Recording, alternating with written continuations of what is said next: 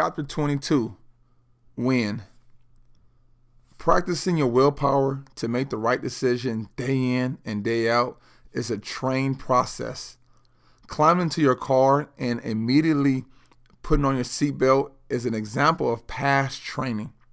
We did not come into this world knowing that attaching our seatbelt is the first action taken before starting our vehicle. We were taught the importance of the seatbelt protection, and so we practice this action every time we enter the vehicle. You are not forced in any way to put on your seatbelt. The law requires you to wear it, and if you're caught, you may be penalized. The concept of winning today in our society refers to your end result. So much pressure is put on us to win at the end of the battle, and we don't focus on the wins that are needed during the battle. At the end of the day, you can perform the winning choice or the losing choice.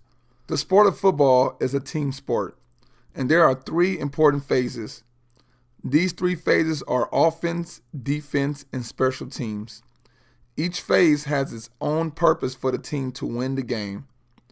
There were NFL games I played in where we would be trailing the game through the first three quarters. Our offense was playing like trash, and we could not win enough plays to keep the drive going. Our defense made enough plays to keep our opposing offense from scoring touchdowns as well. We were grateful for the defense winning more plays than the opposing offense. Without our defense, we would for sure have been behind so much more than 3 points. In the fourth quarter, we knew as an offense it was time to put a good drive together. We came out of the huddle ready to score and win the game. The first 3 plays were successful and we gained momentum. The streak of winning plays instantly changed our attitude, and we played harder and longer than our opponents. Yes, there were plays during our last drive that were not successful, but because we built up so much belief, we went onto the next play like they never happened. Our offense ended up scoring a touchdown with no time remaining on the clock, and we won the game. The moral of the story is that we had to make enough winning plays to win the battle. The consistent wins can build your belief, and consistent losses can diminish your belief. At the end of the battle, our wins must outweigh our losses.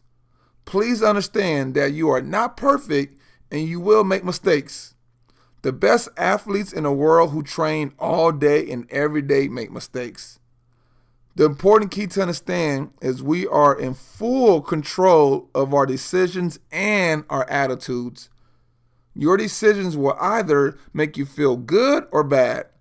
They will get you closer or further away from your goals. You will have setbacks and make wrong decisions. During my weight loss journey, I view my decisions as wins and losses. If I choose to eat a slice of pizza, that was a loss. If I woke up on time to go to the gym and exercise before work, it counted as a win. When I meal prep on Sunday, that was a win. I was fully aware of my attitude after I completed the winning decision, and also my attitude after I completed a losing decision. If you ever played sports before, think about how the great teams felt when rolling on a 3-game winning streak. Then think about your team attitude when experiencing a 3-game losing streak. I'm sure practice sucked when you were on a losing streak, right? For those of you who have never played sports but still follow me, I'm sure you have noticed there are teams in different sports that are always in a run for the championship title. Year after year, they are the last team standing for a chance to win it all. Teams such as San Antonio Spurs, the New England Patriots, and the Boston Red Sox. What these teams have in common is their winning culture.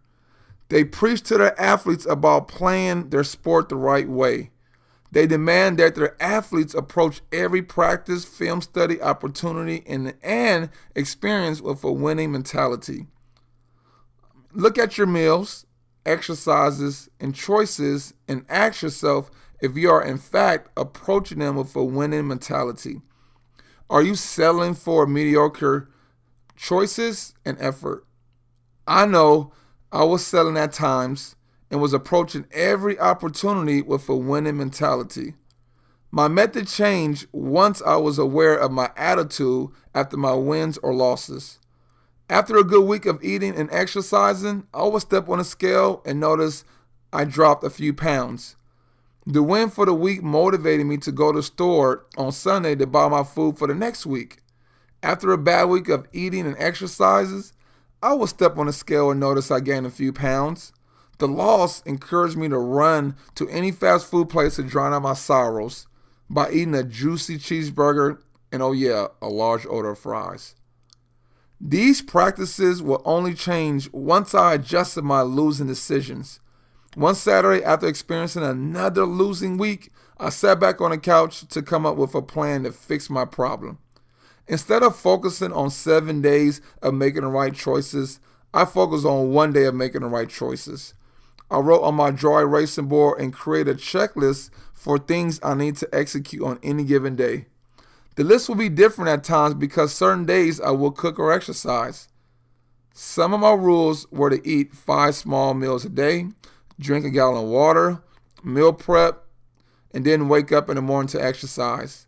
These checklists kept me accountable on a daily basis, so when I stepped up on the scale, I could measure my week and look at the areas where I needed to improve. There were weeks I had a perfect track record, and there were weeks when I made a few mistakes. The ultimate goal for the use of my chart was to improve daily and weekly. The checklist also raised my excitement level to continue to win with my good choices since I was on a great winning streak. You may have been told it takes 21 days to build a habit. I often tell my clients that it is the type of day they are having that builds a habit. Experiencing 21 days with the majority of the days ending as losing days will never change a habit. You will never experience the highs from the change and also never experience the benefits of the change. Your 21 days must have wins than losses and must have a streak of wins somewhere during the time span. If you're exercising more and still experiencing more losses than wins, it's time to evaluate your week. Do you have a great winning streak Monday through Thursday? Does your winning streak end when the weekend approaches? If so, then focus on winning streaks for the weekend, building them, and follow your checklist. Notice what choices are holding you back. I recommend you try this technique if you see yourself losing motivation. This practice will also keep you accountable of your daily choices. Remember that our choices determine our outcome. Focus on your choice to win daily and you will create a win for the week. Focus on winning 4 consecutive weeks and you create a win for the month. Journaling. Number 1, how will you begin to make winning choices? Number 2, in what areas do you need to develop winning streaks to increase your results? Weekend nutrition decisions? Is it exercise consistently? Eating breakfast consistently? What else?